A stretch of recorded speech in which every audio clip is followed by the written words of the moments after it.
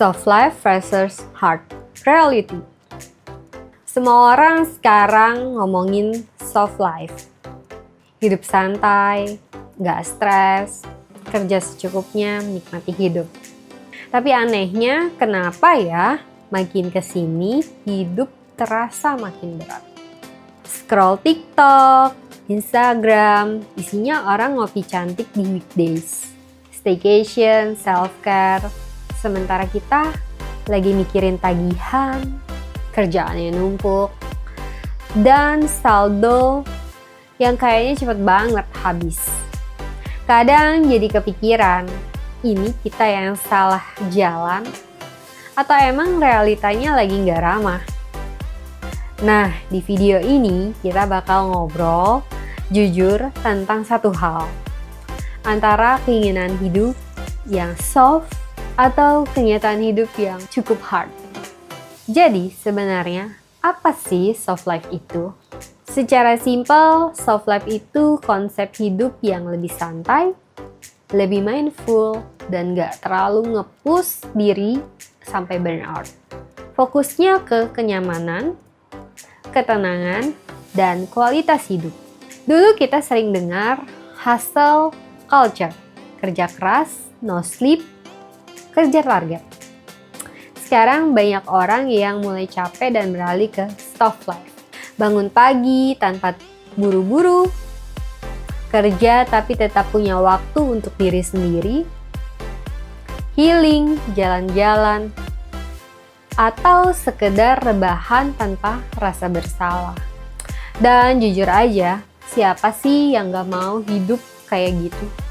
Masalahnya, yang kita lihat di sosial media itu seringnya cuma hasil akhirnya, bukan prosesnya, apalagi struggle di belakangnya. Sekarang kita balik ke realita.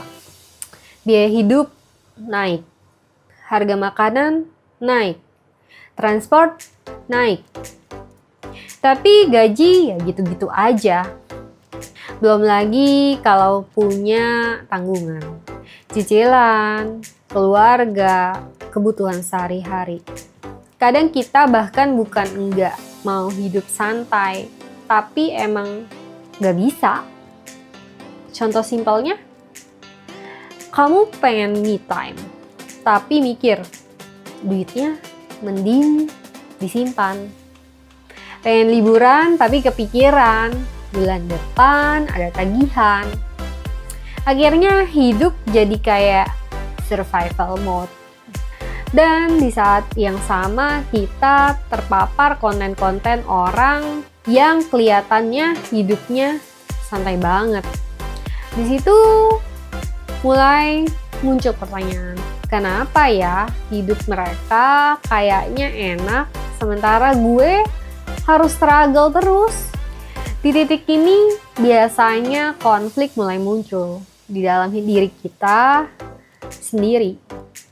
Di satu sisi kita pengen hidup tenang, nggak terlalu capek, nggak terlalu mau stres terus. Tapi di sisi lain kita takut nggak cukup, takut ketinggalan, takut masa depan nggak nyaman dan aman. Akhirnya kita jadi overthinking, kerja keras iya, tapi nggak bahagia. Mau santai tapi merasa bersalah. Dan ini capek banget, jujur. Karena yang kita lawan bukan cuma keadaan, tapi juga pikiran kita sendiri. Kita mulai ngebandingin diri, merasa kurang, merasa belum nyampe. Padahal mungkin kita lagi ada di fase yang berbeda aja. Mungkin ini bagian yang agak pahit, tapi penting. Gak semua orang bisa langsung hidup soft life. Karena buat sebagian orang, soft life itu bukan pilihan, tapi privilege. Tapi bukan berarti kita harus menyerah. Mungkin kita nggak bisa langsung hidup santai sepenuhnya.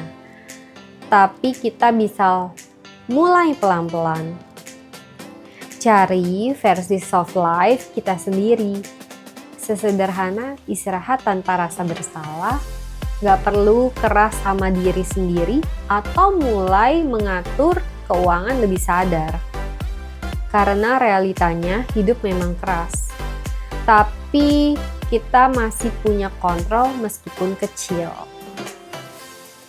Jadi soft life versus hard reality ini bukan soal pilih salah satu, tapi soal gimana kita tetap waras di tengah realita yang nggak perlu selalu ideal. Mungkin hari ini kita hidup harus kerja keras, masih harus berjuang, tapi bukan berarti kita nggak berhak untuk hidup lebih tenang. Pelan-pelan aja, nggak perlu sempurna, karena mungkin soft life itu bukan sesuatu yang langsung kita punya, atau sesuatu yang kita bangun sedikit demi sedikit. Dan sekarang aku tanya kepada kalian, menurut kalian soft life itu tujuan atau privilege? Jawab di komen ya.